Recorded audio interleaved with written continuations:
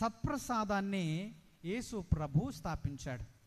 దేవుడు మనతో ఉండడానికి, మనతో వసించడానికి ఆయన ఈ దివ్య సత్ప్రసాదాన్ని స్థాపించాడు.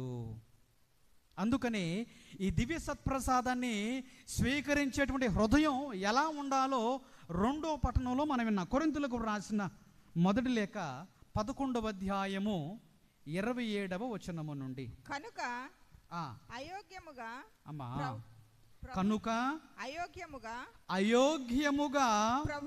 ప్రభువు రొట్టెను ఎవడైనా తినినను లేక ఆయన పాత్ర నుండి త్రాగినను అతడు ప్రభువు శరీరమునకు రక్తమునకు వ్యతిరేకముగా పాపము చేయుచున్నాడు.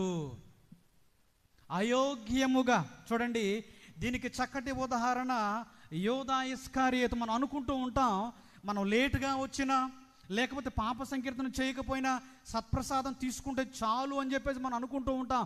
సత్ప్రసాదం తీసుకుంటేనే మనకు ఆశీర్వాదం కరం అని చెప్పేసి మనం అనుకుంటూ ఉంటాం. మరి అలాగనుకున్నప్పుడు సత్ప్రసాదం తీసుకుంటే మరి యోధా ఇస్కారియోతు మనసు మారాలి కదా. 12 మంది శిష్యులతోటి యేసు ప్రభువు ఈ సత్ప్రసాదాన్ని స్థాపించినప్పుడు యోధా ఇస్కారియోతు కూడా యేసు ప్రభు ఆశీర్వదించినటువంటి రొట్టెను పుచ్చుకున్నాడు కదా. మరి రొట్టెను పుచ్చుకున్నప్పుడు ఎందుకని సైతాన్ ఆయన ఆవరించినట్లుగా తర్వాత ఆయన వెళ్ళి ధర్మశాస్త్ర బోధకుల దగ్గరికి వెళ్ళి పలానా చోట ఆయన ఉంటాడని చెప్పేసి తర్వాత కార్యక్రమం అంతా కూడా మనకు తెలుసు. మరి ఎందుకని మరి సత్ప్రసాదాన్ని స్వీకరించినప్పుడు యోధా ఇస్కారియోతు మనసు మారాలి కదా. ఎందుకు మారలేదు? అయోగ్యముగా స్వీకరించాడు కాబట్టి. అయోగ్యముగా స్వీకరించాడు కాబట్టి ఇక్కడ ఏమని వ్రాయబడి ఉంది? కనుక అయోగ్యముగా ప్రభువు రొట్టెను ఎవడైనా తినునను లేక ఆయన పాత్ర నుండి ఎవడైనా త్రాగినను అతడు ప్రభువు శరీరమునకు రక్తమునకు వ్యతిరేకముగా పాపము చేయుచున్నాడు.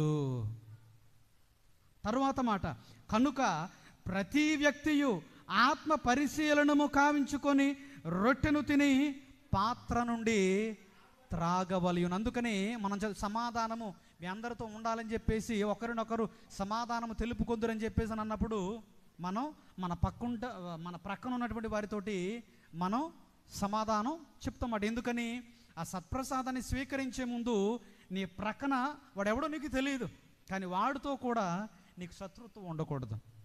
అదే మతం అంటాడు కదా, యేసుప్రభు అంటాడు కదా, అర్పణ అర్పించేటప్పుడు నీవు వేరే వాడితోటి పాపం చేసావని కాదు, ఎవడైతే నీ ఎడల మనస్పర్ధ కలిగి ఉన్నాడో వాడితో కూడా నువ్వు సఖ్యత కలిగి అప్పుడు అర్పించమంటాడు. అంటే నీ ప్రక్కన నిలబడినటువంటి వాడు ఎవడో నీకు తెలియదు, వాడితో కూడా నువ్వు సమాధానంగా ఉండాలి. ఎందుకని? నువ్వు స్వీకరించేటువంటి రొట్టె మామూలు రొట్టె కాదు, నువ్వు పూజించేటువంటి సత్ప్రసాదం మామూలు సత్ప్రసాదం కాదు. సాక్షాత్తు దేవుడు, సాక్షాత్తు యేసు ప్రభువు. కాబట్టి ఆ యేసు ప్రభు నీ హృదయంలోకి రాబోతున్నాడు కాబట్టి ఏ కళంకం నీలో ఉండకూడదు, ఎవరితోటి శత్రుత్వం నీతో ఉండకూడదు, నీవు కలిగి ఉండకూడదు, ఏ శత్రుత్వం నీకు ఉండకూడదు, నీలో ఏ పగ ఉండకూడదు, నీలో ఏ రకమైనటువంటి దుర్గుణమైనటువంటిది ఉండకూడదు. అదే ప్రభు చెబుతున్నాడు. అందుకని యోధా ఇస్కారియోతు అయోగ్యంగా స్వీకరించాడు కాబట్టి అక్కడ ఏం జరిగిందో మనం చదువుతాం. ఇంకా కంటిన్యూ. తర్వాత ఏలయన ఎవడైనను రొట్టెను తినుచు పాత్ర నుండి త్రాగుచు ఇది ప్రభువు శరీరమును గుర్తింపనిచో అతడు తినుట వలనను త్రాగుట వలనను తీర్పునకు గురియగును. ఒకవేళ కనుక నువ్వు తీసుకున్నా ఏం ఉండదులే, అందరూ మనం అనుకుంటాం కదా, ఇది కేవలం విశ్వాసం మీద ఇది ఆధారపడి ఉంది. హెబ్రీయులకు వ్రాయబడిన లేఖ 11:1 మనం చదువుతాం. ఇది విశ్వాసం మీద ఆధారపడి ఉంది. ఇట్ ఇస్ అవర్ ఫెయిత్, అంతే. ఎఫికసీ ఆఫ్ సాక్రమెంట్, మన యొక్క విశ్వాసం అది. కాబట్టి మన యొక్క నమ్మకం అది. కాబట్టి ఎవడైనా సత్ప్రసాదంలో ప్రభు లేళ్లే లేకపోతే ద్రాక్షరసంలో ప్రభు లేళ్లే అని చెప్పేసి ఒకవేళ కనుక వాడు స్వీకరిస్తేనట్టు ఏమైందంట? గుర్తింపనిచో అతడు తినుట వలనను త్రాగుట వలను తీర్పునకు గురి అవుతాడంట. అంతేకాకుండా ఏమంటున్నాడు? కంటిన్యూ. కనుకని మీలో పెక్కు మంది వ్యాధిగ్రస్తులై బలహీనంగా ఉన్నారు, కొందరు మరణించిరి. కాబట్టి మనం ఏం చేయాలి? ఆత్మ పరిశీలనము చేసుకోవాలి. కాబట్టి దివ్య సత్ప్రసాదము ద్వారా దేవుడు మనతో ఉండడానికి, మనతో వాసం చేయడానికి యేసు ప్రభువు యొక్క దివ్య సత్ప్రసాదాన్ని స్థాపిస్తున్నాడు అన్నమాట. మొదటిది గురుత్వాన్ని స్థాపించిన తరువాత ఈ దివ్య సత్ప్రసాదాన్ని యేసు ప్రభువు స్థాపిస్తున్నాడు. జీవాహారం గురించి మనం చదువుతాం. యోహాను సువార్త 6వ అధ్యాయం అంతా కూడా జీవాహారం గురించి మనం చదువుతాం.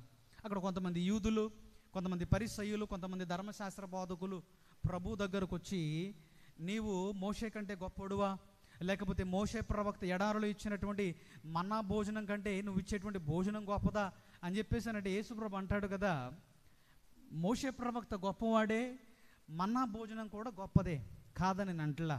మరి మన్నా భోజనాన్ని చేసినటువంటి వారు, మన్నా భోజనాన్ని భుజించినటువంటి వారు ఏరి, వాళ్ళు ఎక్కడ అంటే పాతకాలంలో మీరు చేసినటువంటి తప్పిదం ఏంటని చెప్పేసానంటే, మెరీబ దగ్గర నీటిని అడిగారు, దప్పిక తీర్చమని చెప్పేసి నీటి కోసం మీరు ప్రార్థన చేశారు. కానీ అప్పుడే, అయ్యా మేము ఏ నీటిని త్రాగితే మాకు మరలా దాహమేదో ఆ నీళ్లు మాకివ్వండి అని చెప్పేసి అప్పుడే అడుగుంటే నేను వచ్చే పని ఉండేది కాదు.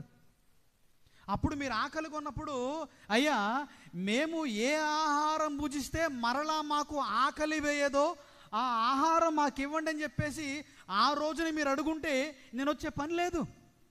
కానీ నన్ను భుజించేవాడు, నా రక్తాన్ని పానం చేసేవాడు, వాడు ఇంకా మరణించడని చెప్పేసి యేసుప్రభు అంటాడు. యేసుప్రభు అన్నప్పుడు చాలామంది ఈ మాటలేంటి, మనిషిని పూజించమంటున్నాడేంటి, మనిషి రక్తాన్ని పానం చేయమంటున్నాడేంటి అని చెప్పేసి చాలామంది వెళ్ళిపోతారు. ఈ మాటలు చాలా కఠినంగా ఉన్నాయి, వీటిని ఎవడు పాటిస్తాడని చెప్పేసి చాలామంది వెళ్ళిపోయిన తర్వాత యేసుప్రభు శిష్యుల్ని అడుగుతాడు. మరి పేతురు వాళ్ళందరూ వెళ్ళిపోయారు, మీరు కూడా వెళ్ళిపోతారా అని చెప్పేసానంటే పేతురు పలుకుతున్నటువంటి మాట 52వ మాట చదవమ్మా. అయ్యా నీవు నిత్య జీవపు మాటలు కలవాడవు, నిన్ను వదిలిపెట్టి మేము ఎక్కడికి పోతాం అని చెప్పేసి అని అంటున్నాడు. యేసు ప్రభువుని గుర్తించాడు. కాబట్టి ప్రియ స్నేహితులారా, ఈ దివ్య సత్ప్రసాదము ద్వారా ఆయన మనతో వసించడానికి, మనతో ఉండడానికి, మన హృదయంలో ఆయన వసించడానికి ఈ దివ్య సత్ప్రసాదాన్ని ఆయన స్థాపిస్తున్నాడు అన్నమాట. యేసు ప్రభైన రేపటి దినాన ఆయన కల్వరి కొండ మీద మరణించేటువంటి ఆయన చిందించేటువంటి రక్తం, ఆయన అర్పించేటువంటి దేహాన్ని ముందుగానే శిష్యులకి ఈ యొక్క విందు రూపంలో రిహార్సల్ చూపిస్తున్నాడు అన్నమాట. రేపటి రోజున జరగబోయేటువంటి అర్పణ ఎందుకని చెప్పేసానంటే, పాస్కా పండుగకి కొన్ని వేల గొర్రె పిల్లలు వధించబడతాయి. కానీ తర్వాత నుంచి వచ్చే సంవత్సరం నుంచి గొర్రె పిల్లల్ని వధించేటువంటి అవసరం లేదు. ఎందుకని చెప్పేసానంటే, వాటికి బదులుగా నేను అర్పించబోతున్నాను కాబట్టి, నేను చనిపోబోతున్నాను కాబట్టి ఆ గొర్రె పిల్లలు అర్పించేటువంటి పని ఇంకా మీకు ఉండదు.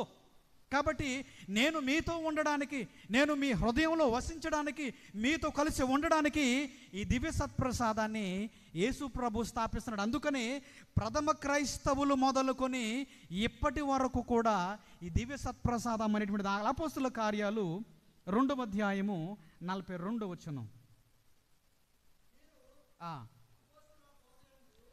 మీరు అపోస్తుల బోధయందు, ఆ సహవాసమందు, రొట్టె విరుచుటయందు, ప్రార్థించుటయందు నిమగ్నమై ఉండి అప్పటి నుంచి కూడా ఈ యొక్క సత్ప్రసాదాన్ని స్థాపించిన నాటి నుంచి కూడా ఈ రోజు వరకు కూడా ఎక్కడ కూడా ఇది ఆగల.